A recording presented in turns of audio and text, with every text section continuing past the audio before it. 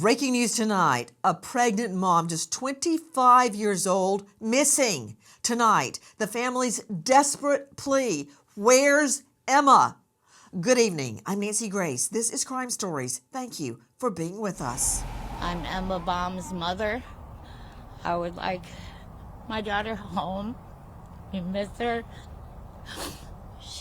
Her babies need her, her family needs her, and if anybody knows anything or can help search for her, could you please help us? We need her home. That is Emma Baum's mother. A desperate plea to bring Emma home. Emma, 9 months pregnant, dilated to 1 centimeter to our knowledge. That from our friends at ABC7. Joining me right now, an all-star panel. But first, I want to go to Emma's mother, Jamie Baum. Jamie, thank you for being with us. Also with Jamie is Emma's father, Jason Waddell, and sister, Abby. To all of you, thank you for being with us. I've just learned about Emma's disappearance. I'm very curious. I know that she's been gone several weeks at this point. But the first thing I want to do, Jamie, is get her photo out there. Emma, gorgeous, stunning, inside and out, a real girly girl.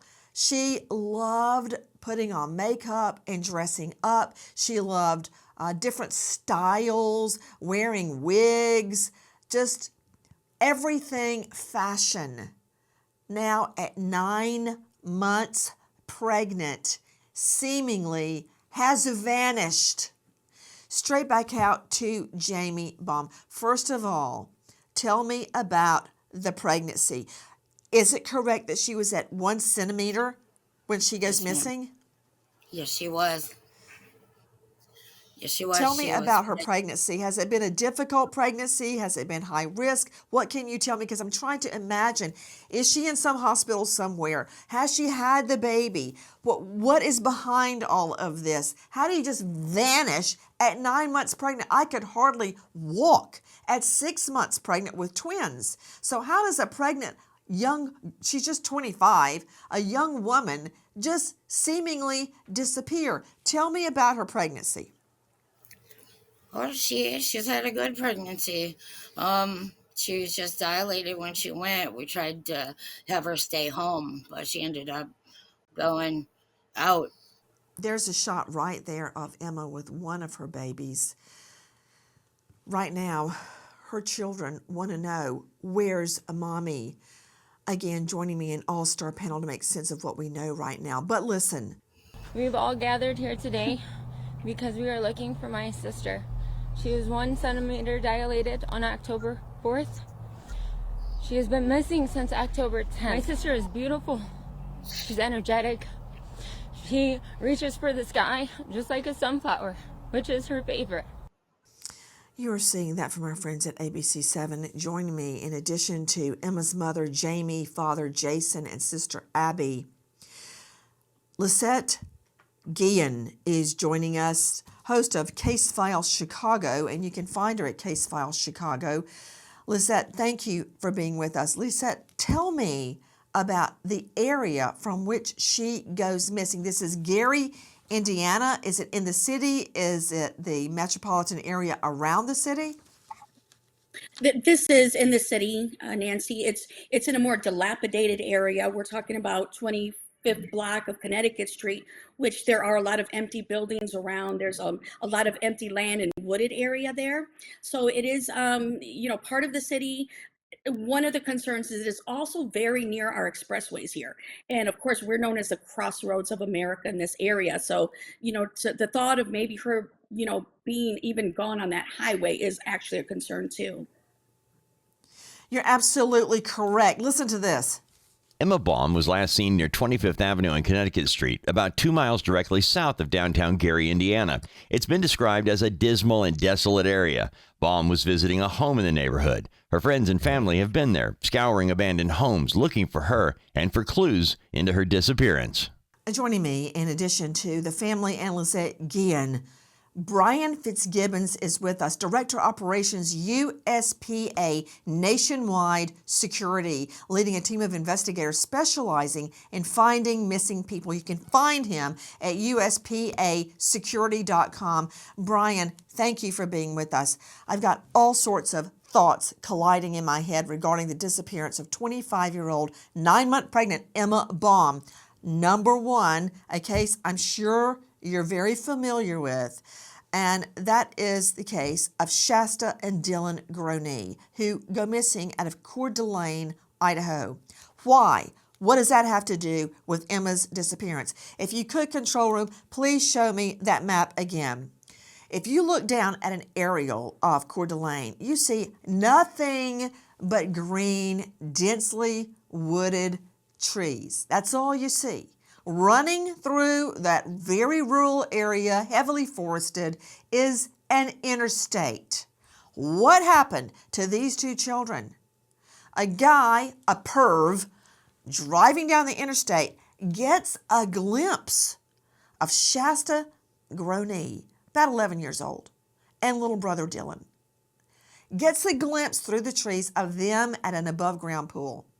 He goes and lies in wait, kills the whole family to abduct the children, ultimately killing Dylan as well. Shasta lived. After our program broadcast the photos, a woman in a convenience store spotted Shasta with her attacker and called the tip line. Okay. The significance of that interstate cannot be emphasized enough. Explain, Brian. To have a main thoroughfare like that so close to where Emma was last seen is very concerning, because she could move at a high rate of speed to get away from that area. And complicating factor even further is the phone that she was holding at the time did not have a service plan connected. So even though it's still that's a whole nother can of worms, the cell phone issue. But Brian, just think about it. 60 miles an hour. If she was in a vehicle, that's how quickly she'd be gone. At 1 centimeter dilated just before her disappearance. Look at Emma, 5'3", 136 pounds, 9 months pregnant. Brown hair, light brown hair, blondish hair, and eyes. Brown eyes. Tattoos, you see one right there. Now, she loves to dress up and wear different colored wigs. That's just her. What is she wearing right now? We cannot project that. There you see her. In other shots, you may see her with short, light brown hair. Just look at her face. If I could show her face again. And specifically, I want to see a shot of that tattoo along her neck and collarbone, because regardless of how she's got her hair done, that is something that will not change. To Jamie, this is Emma's mom. What is that? There she is with the brown hair, with a brown wig. Jamie, what is the tattoo? It looks like a sunrise. It is. Yes, it is a sunrise. Emma is a natural brunette, but often has her hair like this.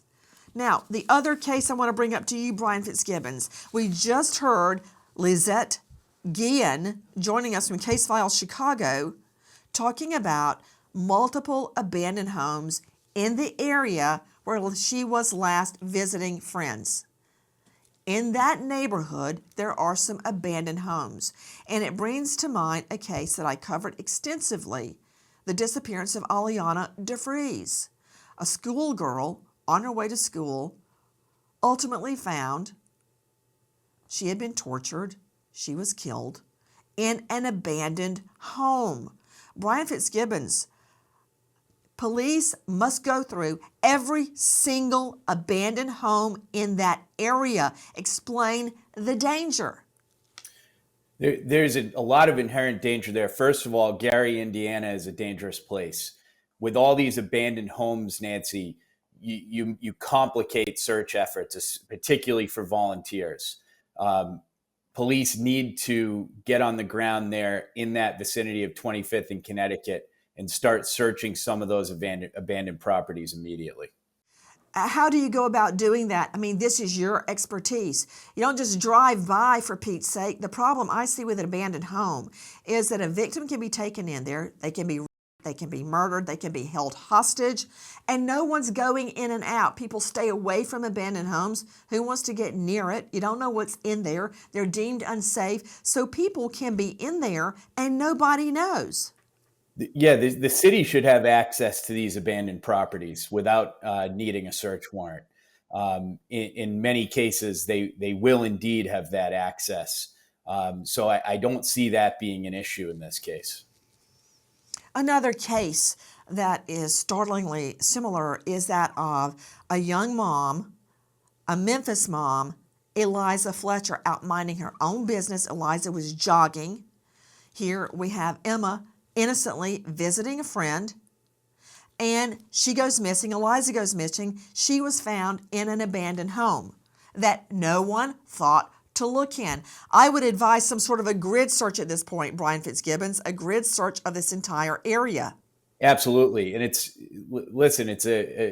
there are quite a few abandoned homes in that vicinity, but this is not a massive area around the place that she was last seen.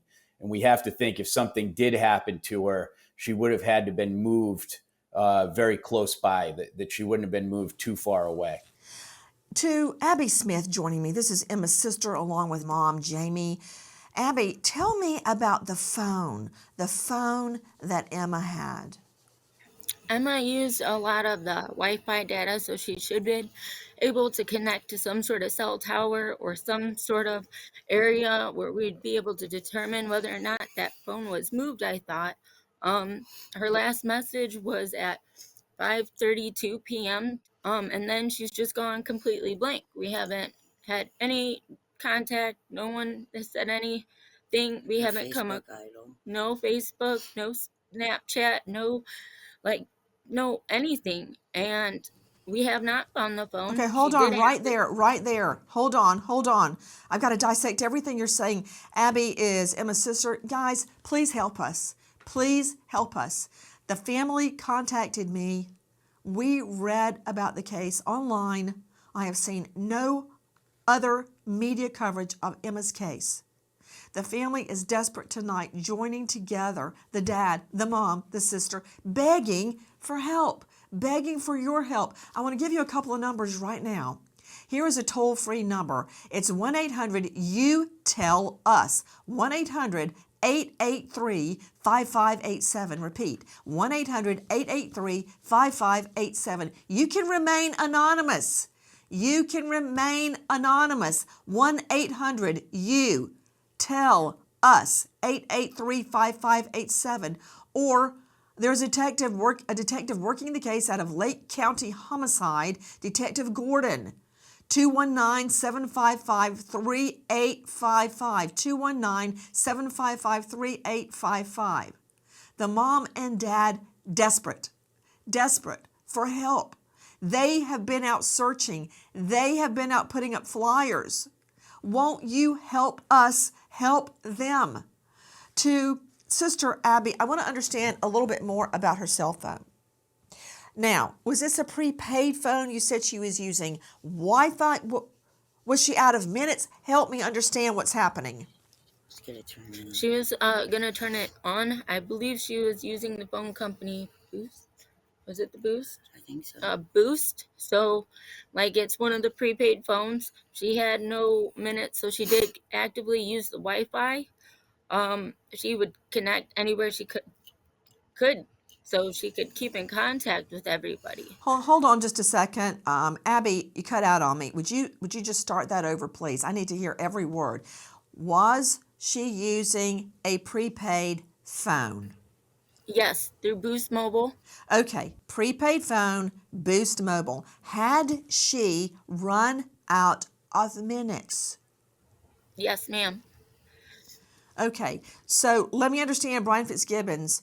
I don't have a prepaid phone. Explain to me how that works, quickly.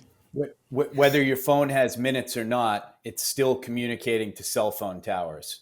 Anybody who has an old phone knows you can still make an emergency call from it. It's not sending as much information. It's not going to be as precise, but that phone would have still been communicating with cell phone towers. Urgent? Are you telling me, Brian, that even though she was out of minutes, her phone could still be pinged? That is correct, Nancy. That's what I was getting at. I'm sorry to cut you off, Abby, but that's what I'm trying to find out. To hey with the prepaid minutes and the blah and the blah. I want to get a ping. I want a ping on this phone. So do you believe, Abby, she had simply run out of minutes? Was the phone cut off? Or was the phone dead, out of battery? Because the prepaid aspect is irrelevant according to Fitzgibbons. Well, like you said, she was a girly girl, so she would not have a dead phone. It just isn't like her to walk around without a cell phone, especially being as pregnant as she was. It makes no sense why she would not have it. More responsible than that. Yes, way more responsible than that. When you say she was very responsible to Mom Jamie Baum, what do you mean she was more responsible than that? She just was on it. She wouldn't have not called any of us. We talked to her daily. She has a huge family, and we all stay connected all the time. Very responsible, a great mom, pregnant 9 months. Brian, I just want to nail something down, okay? So if she had her phone with her and she, like most of us, is very careful about keeping it charged, it doesn't matter, Brian, if she had run out of minutes. Is that correct? That's correct. It changes things a bit because it's not communicating with the towers as much as a phone that has service. So on your phone that has service, you might have 100 different applications that are communicating out to the internet and through the tower. All right. When that service is off, you only have that emergency beacon and GPS and the ability to make a call to the cell phone company. Back to Sister Abby joining us. Abby, my control room just came into my ear and told me that Emma's father, Jason, actually had to walk out of the room. What happened?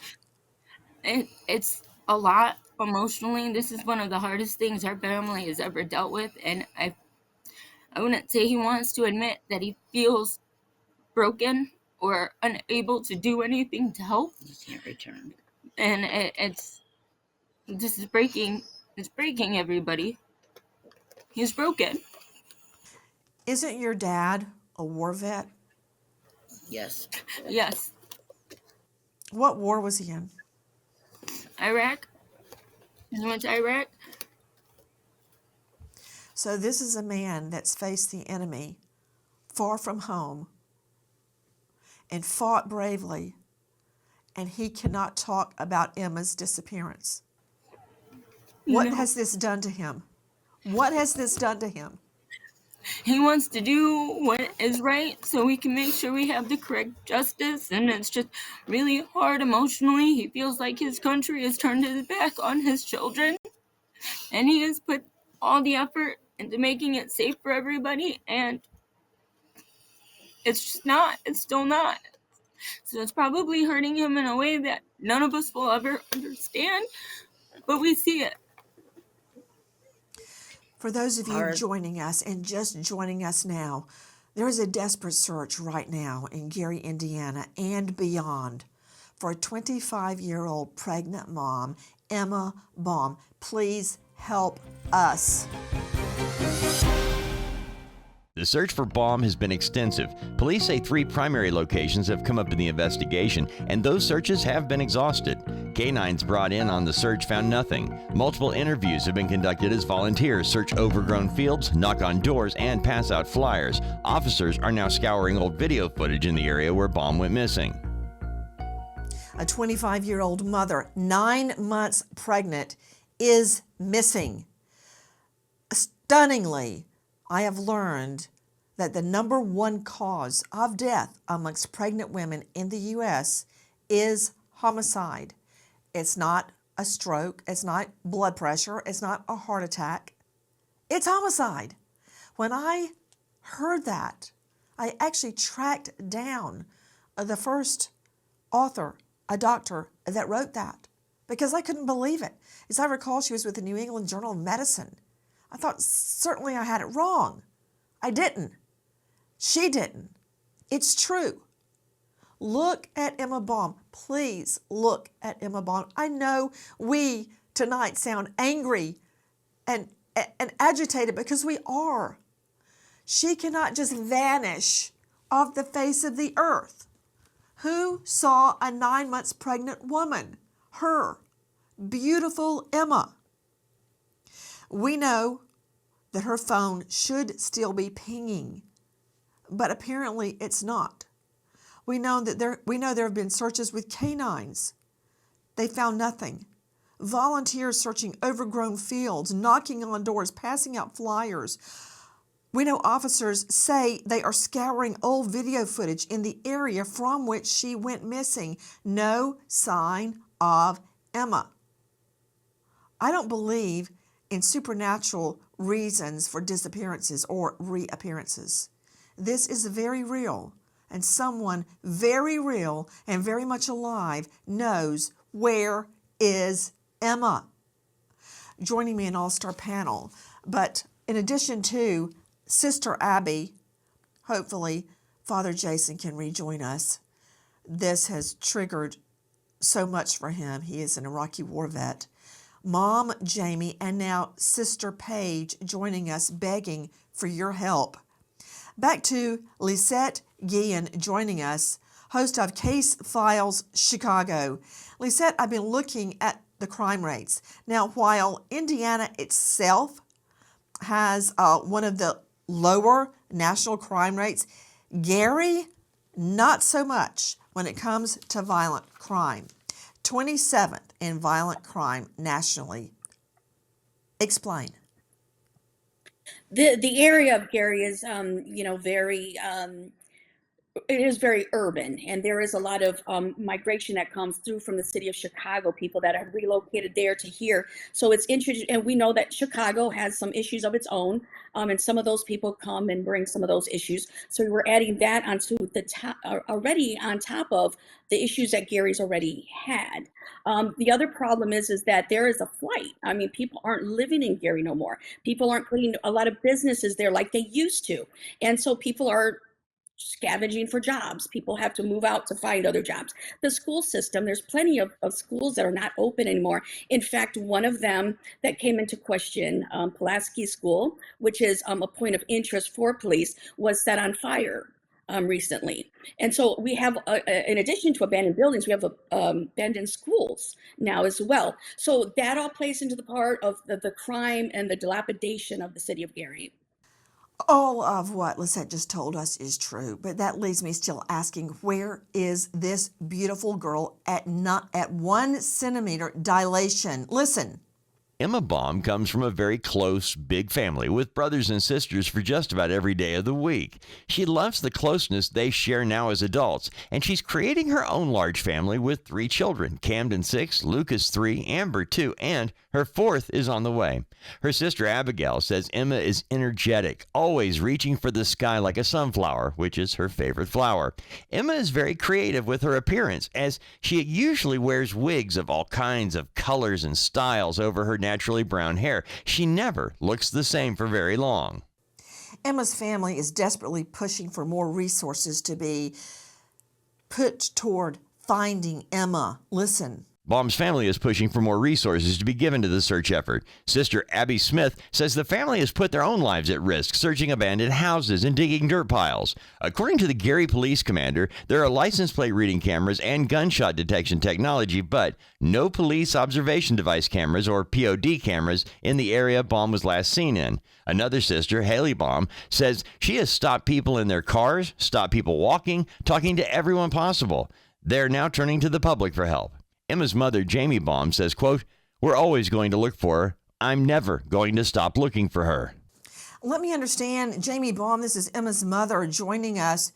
You and Abby have been stopping cars asking if anyone has seen Emma. Tell me about this. We've been out every day, all day, 24/7. Walking in the middle of the road, Going in houses, asking anyone that we can. holding her sign up to every window. We're desperate to find her. Paige Baum joining us in addition to Abby and Jamie. Paige, tell me about your family's effort on your own, without police or sheriffs, trying to find Emma. We've been searching every day. We haven't found any answers, but we're gonna keep trying. Abby, tell me about what is going through your mind when you're out in the middle of the road, running up to cars, saying, "Have you seen my sister?" and showing her picture. Determination. Hoping that someone is gonna give us an answer, that someone knows something, that maybe if they run us over, they'll look harder because that could be the guy running from the situation. Like, well, I don't understand why you have to be out going car to car and door to door and in abandoned homes looking for Emma. Jamie, why are your daughters doing the police work? Well, we have to find her somehow. And if we have to do it, that's what's going to happen. Police aren't out there going through houses, so we are. Why? Why aren't they? Have you asked them that? Yes. They said they say they're doing their job. Joining me is Greg Morse, high-profile trial lawyer, partner at the law firm of King and Morse, Palm Beach. You can find him at kingmorselaw.com. Greg, very often you and I are on different sides of the fence, but I think you agree with me that there's an issue here, a disturbing issue. How can you, without antagonizing or agitating law enforcement, how can you get them to do more? And what do you do as a family if you're not getting answers? Well, it is surprising in this when I looked into it, what I haven't read the police have been trying to do. This country has license plate readers across the entire there's an expressway that borders this. There's also a port to Lake Michigan that borders the side. There's a lot of opportunity for law enforcement to look at technology to try to shrink the story as to where this young lady was taken or where she went. I was surprised a lot of the mainstream media has not given very many details, which police, of course, hold back some stuff to verify credibility. I get that. But when I look at this area, that's unfortunately a common area in America, low income area that's forgotten. There's a lot of industry around it. One thing we talk about cell phone towers, that's just one component of what it does. Cell phones also routinely, their Bluetooth will ping off of things anywhere they are. There is a lot of data that law enforcement could be looking at, and maybe they are. It sounds like, though, from the family that they're not. So I don't know how there hasn't been further information. There's a lot of resources to go to try to find where this girl or what happened to lead down that path. Please join us on our mission to find missing people, especially children, to solve unsolved homicides. If you're on the go, catch us on your favorite podcast app where you can get all of our content where we, in our own way, seek justice. The family of Emma Baum says the police have not been helpful in their efforts to find Emma, but police say they have dedicated their search efforts to the 3 primary locations that have come up during the investigation and are now pivoting the investigation to scour old video footage in the areas where Emma was last seen, the area around Antwon Butler's house. The area around the bio dad's home is the beginning where she was last seen before, according to him, she left that area. But the family has made it known that the Gary PD was not helpful to them in their search for Emma. Now, a new detective with Lake County Homicide is on the case, and they feel rejuvenated. They feel that someone cares about their case. Detective Gordon's number is 219-755-3855. Repeat, 219-755-3855. To Jamie Baum, explain to me why you felt that the Gary, Indiana police dragged their feet. You know what? Let me ask you a question. According to a report given to me, one of the Gary, Indiana police said to you when Emma went missing, well, if she's dead in a dumpster, you'll never find her. Did that happen? I'm going to confirm that with you. Yes, ma'am, it did. He had told my my daughter that if she was gone, she would not be found, and that hurt my family greatly. I understand that after that, you feel renewed hope because Lake County Homicide, specifically Detective Gordon, is now on the case. May I ask you, what led the Gary, Indiana police officer to tell you in the midst of the search of Emma, 9 months pregnant, yeah, if she's dead in a dumpster, you'll never find her? What brought that on? Somebody had give us some information, and I had called and asked to pass it on to him. I asked him if he wanted it. I had it all nicely where he could read it with the times and no questions asked, no cutting it off. Perfectly, here you go. He told me no, not only did he not need it, that if that was accurate, we would never be able to find her if she was thrown into the garbage dump. To Brian Fitzgibbons, Director Operations, USP, a nationwide security specialty finding missing people. You know, in the midst of an investigation, I've had victims' families give me a lot of information, and sometimes I knew immediately it was not going to be pertinent to the investigation. Like 2 years ago, she got a hang-up phone call.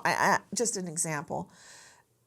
But you don't tell the family, I don't need your information. She's probably dead in a dumpster and you'll never find her. What was he thinking? Yeah, this defies logic, Nancy, and to the family, I'm so sorry that you had to hear that. It's very troubling to hear that.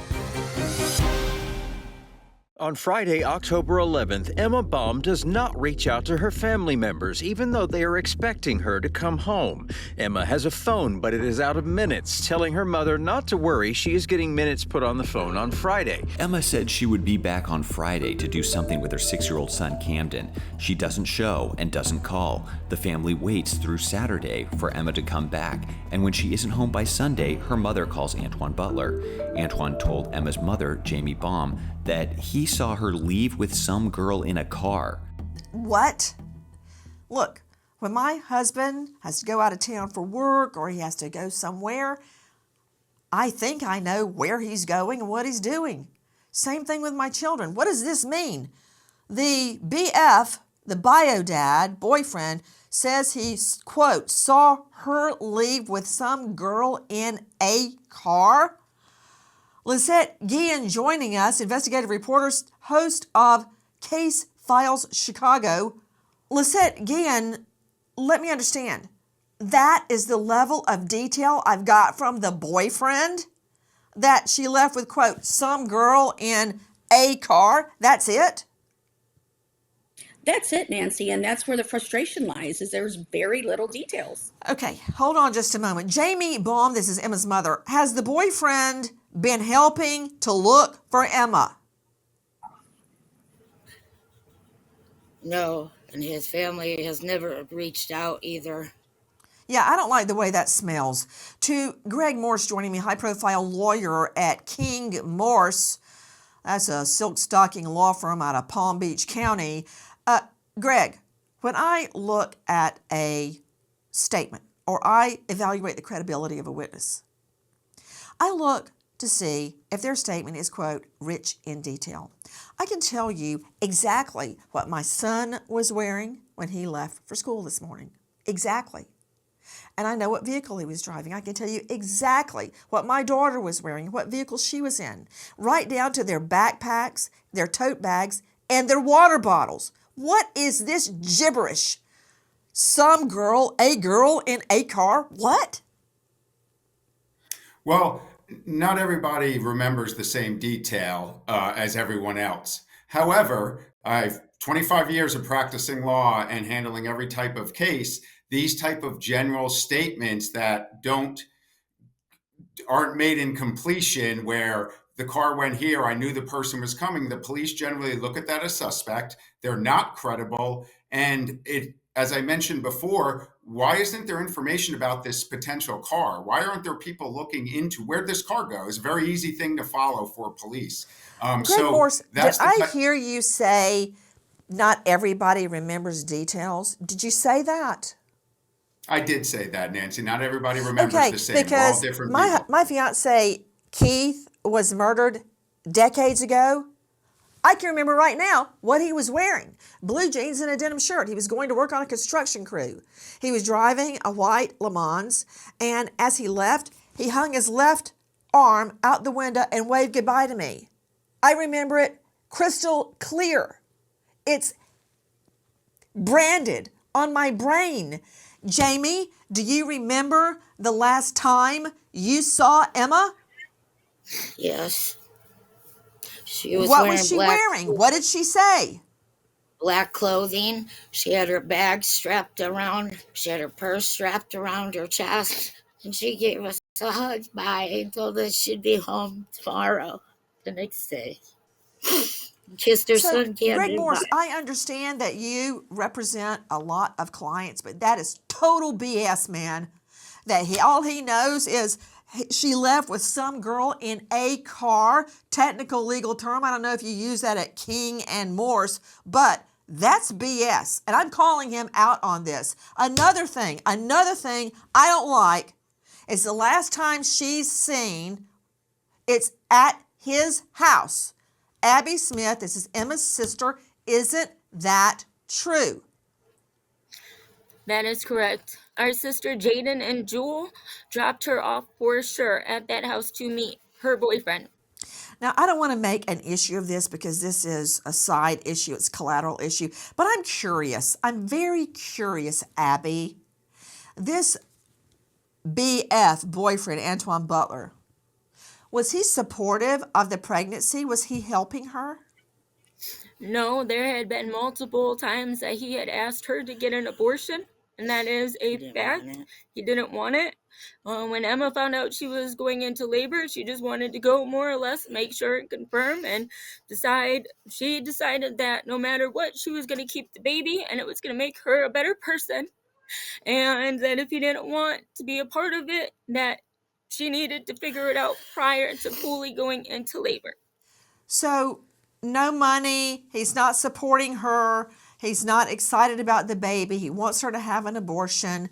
You know what? All of that, moral flaws, that does not make him a kidnapper or a murderer.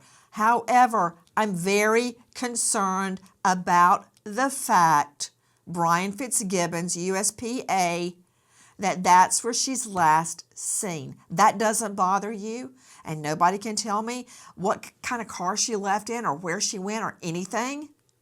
Oh, it's absolutely disturbing, Nancy. A vague statement like that, coupled with, potentially a motive that he didn't want her to have the baby, and that she's having this conversation as about to go into labor, dilated a centimeter. That was the purpose of this conversation.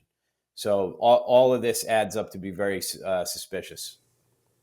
Jamie, why did she go over to his place? I tried to keep her. I tried to ask her not to. She wanted to talk with him over about the baby. I tried to Oh, keep her home. gosh. Dr. Sherry Schwartz, what we women go through to try to have the Hallmark Christmas card. We want the house deck. We want the house. We want the husband or the partner. We want the children. We want the turkey dinner. We want the Christmas tree. We want it the way we have grown up to think it should be, right? And I've got a feeling Emma wanted that. She wanted the bio dad to want the baby, be part of the life, be a family, and was going over to probably try to convince him of that. I'm sure for No. Emma, she probably couldn't imagine that he didn't feel the same way she felt in terms of wanting to have this baby and parent this baby. And so that's one of the difficulties. You're absolutely right. This is what we crave. She's about to give birth, and she wants to talk to him and say, don't you want to be a part of this amazing child's life? I think you hurt my baby. And when you find where she's at.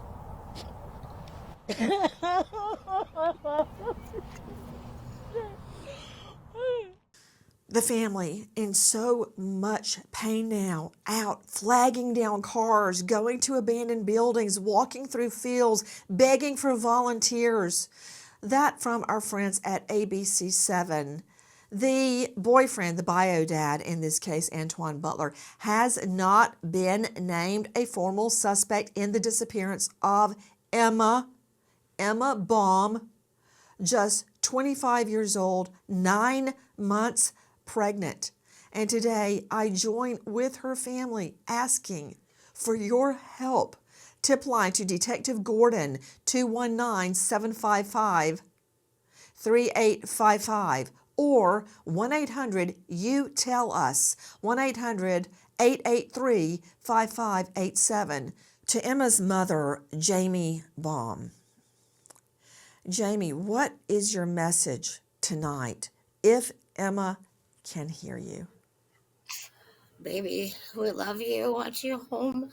We miss you. We're searching for you. We will not stop until we find you. I love you. Everybody loves you. We'll find you. Again, the tip line, 1-800-YOU-TELL-US or 219-755-3855.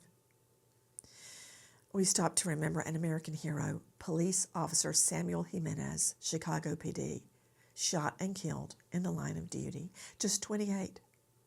Survived by wife turned widow Crystal and children Ebony, Angelina, and Julian. American hero, police officer Samuel Jimenez. Thank you to all of our guests for being with us. Thank you so much to Emma's family joining us tonight.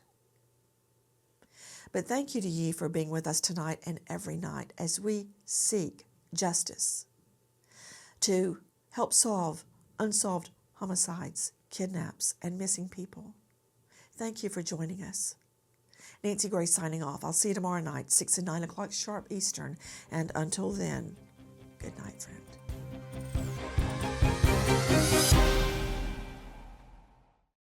Please join us on our mission to find missing people, especially children, to solve unsolved homicides. If you're on the go, catch us on your favorite podcast app where you can get all of our content where we, in our own way, seek justice.